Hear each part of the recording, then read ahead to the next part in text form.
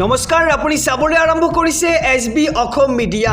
আজি হৈছে 10 মে আৰু আজি সন্ধিয়াৰ কেইবাটাও গুৰুত্বপূৰ্ণ খবৰ আহি পৰিছে আৰু এনেধৰণৰ খবৰসমূহ নিতৌ চাবলৈ চেনেলটো ছাবস্ক্ৰাইব কৰি ভিডিঅ'টো এটা লাইক কৰি দিব। জনাইছোঁ আজি সন্ধিয়াৰ প্ৰথমটো ব্ৰেকিং নিউজ। দ্বিতীয়বাৰলৈ অসমৰ মুখ্যমন্ত্ৰী খবৰ ডক্টৰ হিমন্ত বিশ্ব শৰ্মা আৰু মুখ্যমন্ত্ৰী হোৱাৰ পথ প্ৰশস্ত হৈছে এইবাৰ ডক্টৰ হিমন্ত বিশ্ব শৰ্মাৰ। জনাইছোঁ সবিশেষ খবৰ, এইবাৰ দ্বিতীয়বাৰলৈ হিমন্ত বিশ্ব শৰ্মাই হ'ব অসমৰ মুখ্যমন্ত্ৰী। বিধায়িনী দলৰ বৈঠকত লোৱা হ'ল এই চূড়ান্ত সিদ্ধান্ত। বিজেপিৰ কেন্দ্ৰীয় নেতৃত্বৰ উপস্থিতিত অনুষ্ঠিত হৈছিল এক ৰুদ্ধদ্বাৰ বৈঠক আৰু বৈঠকৰ অন্তত হিমন্ত বিশ্ব শৰ্মাৰ নাম আনুষ্ঠানিকভাৱে কৰা হৈছে ঘোষণা।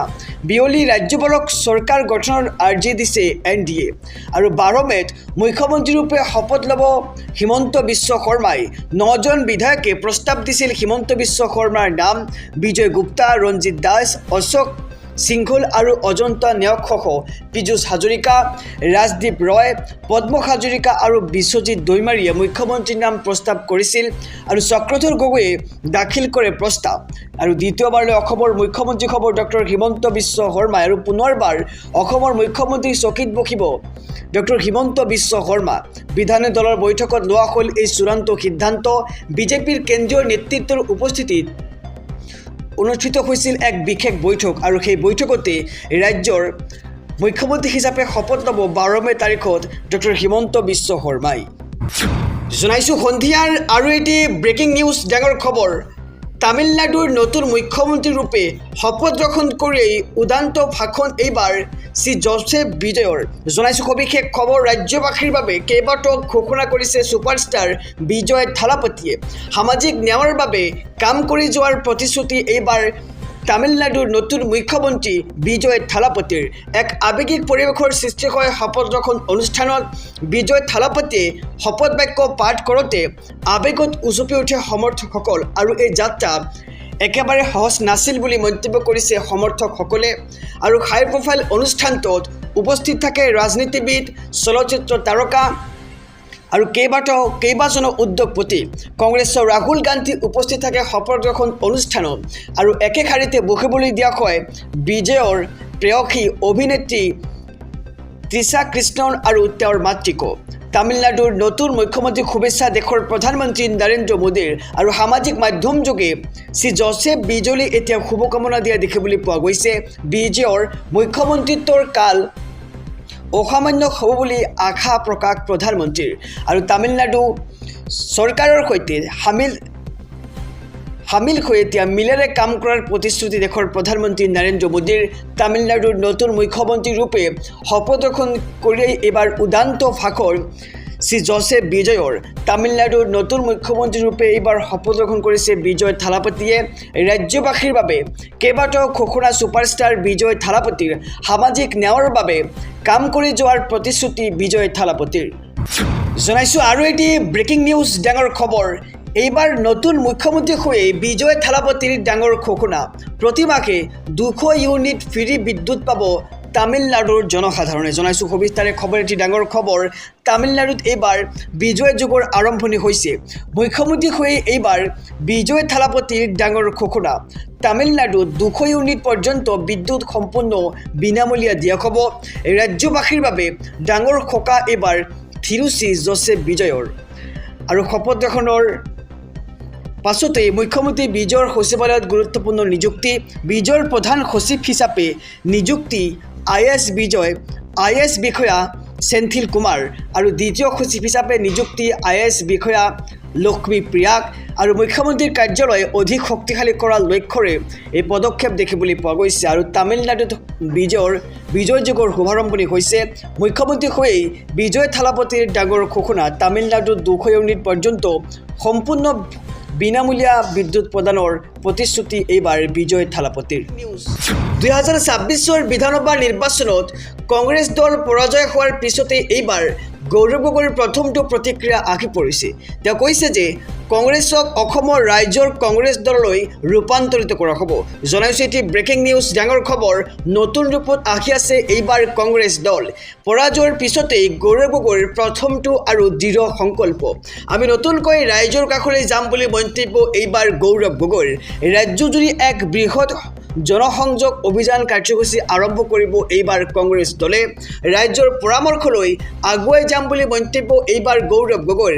আৰু এতিয়াৰে পৰা কংগ্ৰেছ দলে পূৰ্বতকৈ অধিক ৰাইজৰ মাজলৈ যাব আৰু এয়া কংগ্ৰেছ দলৰ বাবে নতুনকৈ আৰম্ভণি কৰাৰ সময় বুলি মন্তব্য কৰিছে গৌৰৱ গগৈয়ে। আৰু কংগ্ৰেছ দল সদায়ে এটা ছাতিৰ দৰে আছিল, পুনৰ কংগ্ৰেছ দল ছাতিলৈ ৰূপান্তৰিত হ'ব আৰু চৰকাৰৰ অন্যায় আৰু দমন নীতিৰ বিৰুদ্ধে আমি যুঁজিম বুলি মন্তব্য এইবাৰ গৌৰৱ গগৈৰ। আৰু আমি সদায় জনসাধাৰণৰ লগত থিয় দিম। জনসাধাৰণৰ কংগ্ৰেছ হ'ব অসমৰ এক প্ৰকৃত প্ৰগতিশীল বিকল্প আৰু ৰাইজৰ মাজৰ পৰা সমাধানৰ পথ উলিয়াই সমস্যা সমাধান কৰিম বুলি মন্তব্য এইবাৰ প্ৰদেশ কংগ্ৰেছৰ সভাপতি গৌৰৱ গগৈৰ। আৰু এক দেশ এক দল এজন মানুহ পৰিকল্পনা সফল হ'বলৈ নিদিওঁ, কংগ্ৰেছক অসমৰ ৰাইজৰ কংগ্ৰেছ দললৈ ৰূপান্তৰিত কৰা হ'ব বুলি এতিয়া দৃঢ় সংকল্প গৌৰৱ গগৈৰ। নতুন ৰূপত আহিব এইবাৰ কংগ্ৰেছ দল আৰু পৰাজয়ৰ পিছতেই গৌৰৱ গগৈৰ প্ৰথমটো প্ৰতিক্ৰিয়া আৰু দৃঢ় সংকল্প। আমি নতুনকৈ ৰাইজৰ কাষলৈ যাম বুলি মন্তব্য কৰিছে এইবাৰ গৌৰৱ গগৈয়ে। আৰু ৰাজ্যজুৰি এক বৃহৎ জনসংযোগ অভিযান কাৰ্যসূচী আৰম্ভ কৰিব এইবাৰ কংগ্ৰেছ দলে। 13 মেৰ পৰা অসমত উচ্ছেদ, বংগত উপস্থিত হৈ ৰাজ্যৰ মুখ্যমন্ত্ৰী ডক্টৰ হিমন্ত বিশ্ব শৰ্মাৰ বৃহৎ ঘোষণা। জনাইছোঁ সবিশেষ খবৰ, পশ্চিমবংগত উপস্থিত হৈয়েই সকিয়নি হিমন্ত বিশ্ব শৰ্মাৰ বংগৰ পৰাই উচ্ছেদক লৈ কৰিলে বৃহৎ মন্তব্য। 13 তাৰিখৰ পৰাই ৰাজ্যত বিজেপিয়ে আৰম্ভ কৰিব উচ্ছেদ অভিযান। চৰকাৰ গঠন কৰিয়েই পশ্চিমবংগতো চলিব একশ্যন আৰু সমান্তৰালকৈ অসমতো একশ্যন চলিব বাংলাদেশৰ বিৰুদ্ধে।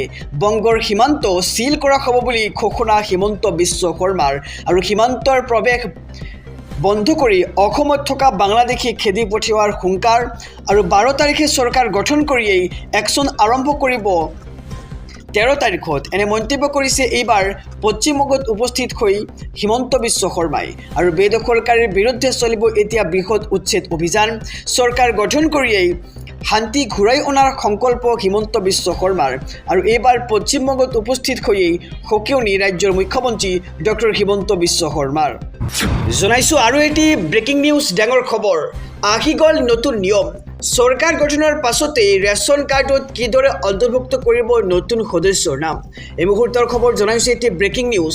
ৰেচন কাৰ্ড নথকা লোকসকলৰ বাবে শীঘ্ৰেই আহিব ভাল খবৰ। আজি আপুনি সাজু কৰক ৰেচন কাৰ্ডৰ বাবে যাৱতীয় নথি পত্ৰ। যদি আপোনাৰ পৰিয়ালৰ কোনো সদস্যৰ নাম অন্তৰ্ভুক্ত হোৱা নাই তেন্তে কিদৰে কৰিব আপুনি আবেদন। আপুনি পোনপ্ৰথমে অসম চৰকাৰৰ ৰাজহুৱা বিতৰণ ব্যৱস্থাৰ অফিচিয়েল পৰ্টেললৈ যাব লাগিব। নতুন নাম সংযোগ কৰিবলৈ নিৰ্ধাৰিত আবেদন পত্ৰখন আপুনি বাছনি কৰক। নতুন সদস্যজনৰ আধাৰ কাৰ্ডৰ কপি থকাটো বৰ্তমান বাধ্যতামূলক। আৰু সদস্যজনৰ জন্মৰ প্ৰমাণপত্ৰ বা ভোটাৰ পৰিচয় পত্ৰৰ প্ৰয়োজন হ'ব। যদি কোনো মহিলা বিয়া হৈ ঘৰলৈ আহিছে তেন্তে তেওঁৰ আগৰ ৰেচন কাৰ্ডৰ পৰা নাম কৰ্তন কৰা প্ৰমাণপত্ৰ লাগিব। আৰু পৰিয়ালৰ মূল ৰেচন কাৰ্ডখনৰ এটা ফটোকপি আবেদনৰ সৈতে জমা দিব লাগিব। আৰু আবেদন প্ৰপত্ৰখনত নতুন সদস্যৰ নাম, বয়স আৰু পিতৃ মাতৃৰ নাম শুদ্ধকৈ লিখিব লাগিব। আৰু পৰিয়ালৰ মুৰব্বীৰ শেহতীয়া পাছপোৰ্ট সাইজৰ ফটো এখনৰ প্ৰয়োজন হ'ব। আৰু সকলো নথিপত্ৰ শুদ্ধকৈ সংলগ্ন কৰি আপুনি ওচৰৰ যোগান বিভাগৰ কাৰ্যালয়ত জমা দিব পাৰে। আৰু অনলাইনযোগে আপুনি ওচৰৰ CSC সমূহত গৈ কৰিব পাৰিব আবেদন। সংশ্লিষ্ট বিভাগৰ বিষয়ৰ দ্বাৰা আপোনাৰ নথিপত্ৰসমূহ পৰীক্ষা কৰা হ'ব। আৰু সকলো তথ্য সঠিক থাকিলে অতি কম দিনৰ ভিতৰতেই নতুন সদস্যৰ নাম অন্তৰ্ভুক্ত হৈ যাব আপোনাৰ ৰেচন কাৰ্ডখনত। আৰু নাম অন্তৰ্ভুক্ত হোৱাৰ পাছত আপুনি অনলাইনযোগে নতুন ডিজিটেল ৰেচন কাৰ্ডখন ডাউনলোড কৰি ল'ব পাৰিব। জনাইছোঁ আৰু এটি ব্ৰেকিং নিউজ ডাঙৰ খবৰ ভোট চুৰিক লৈ পুনৰ বিস্ফোৰক মন্তব্য ৰাহুল গান্ধীৰ ভোট চুৰিক লৈ পুনৰ বিস্ফোৰক মন্তব্য কৰিছে এইবাৰ ৰাহুল গান্ধীয়ে ভোট চুৰি কৰি অসমত নিৰ্বাচন জিকিলে বিজেপিয়ে পশ্চিমবংগ আৰু অসমত ভোট চুৰি কৰি নিৰ্বাচন জয়ী হৈছে বিজেপিয়ে পূৰ্বে মহাৰাষ্ট্ৰ মধ্যপ্ৰদেশ হাৰিয়ানাত হৈছিল ভোট চুৰি আৰু এনে মন্তব্য কৰিছে এইবাৰ ৰাহুল গান্ধীয়ে সকলো তথ্য দাঙি ধৰাৰ দাবী এইবাৰ ৰাহুল গান্ধীৰ ভোট চুৰি কৰাৰ সিস্টেম বনাইছে বিজেপি আৰু নিৰ্বাচন আয়োগে লাখ লাখ নাম কৰ্তন কৰি নতুন নাম সংযোগ কৰে নিৰ্বাচন আয়োগে বিজেপিয়ে ভাবিছে তেওঁলোকৰ অভিসন্ধি কোনেও গম পোৱা নাই কিন্তু শীঘ্ৰেই এই ষড়যন্ত্ৰ ফাদিল কৰাৰ সময় আহিব জনতাও ইতিমধ্যে এই কথা গম পাইছে আৰু ভোট চুৰিক লৈ এইবাৰ পুনৰ বিস্ফোৰক মন্তব্য ৰাহুল গান্ধীৰ পশ্চিমবংগ আৰু অসমত ভোট চুৰি কৰি নিৰ্বাচনত জয়ী হৈছে বুলি এতিয়া বিস্ফোৰক মন্তব্য কৰিছে ৰাহুল গান্ধীয়ে